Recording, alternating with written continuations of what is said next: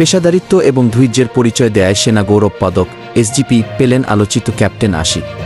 কোনো ধরনের বিশৃঙ্খলা, মারামারি, আগুন, অরাজকতা সকল কিছুর জন্য সেনাবাহিনীকে শেষ করতে দাও, শেষ করতে দাও। তাকে থানায় নিয়ে আসছেন। থানায় নিয়ে আসার পর আপনারা পুলিশের কাছে যে দাবিটা করছেন, তিনি আজ দুপুরে দেখা করেছেন সেনা প্রধান ওয়াকার উজ্জামানের সাথে।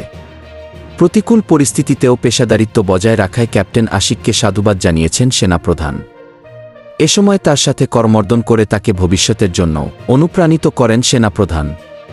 প্রতিকূল পরিবেশে কিভাবে পেশাদারিত্ব এবং ধৈর্যের পরিচয় দিতে হয় তা চোখে আঙুল দিয়ে দেখিয়ে দিলেন ক্যাপ্টেন আশিক। তার এই পেশাদারিত্ব জয় করে নিয়েছে আপামর বাংলাদেশের মানুষের মন। সোশ্যাল মিডিয়ায় তার প্রশংসা করে বেড়াচ্ছেন নেটিজেনরা। থানায় নিয়ে আসছেন।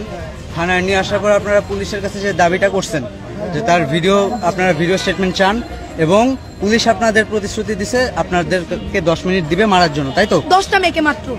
আগুন, অরাজকতা সকল কিছুর জন্য সেনাবাহিনীকে শেষ করতে দাও, শেষ করতে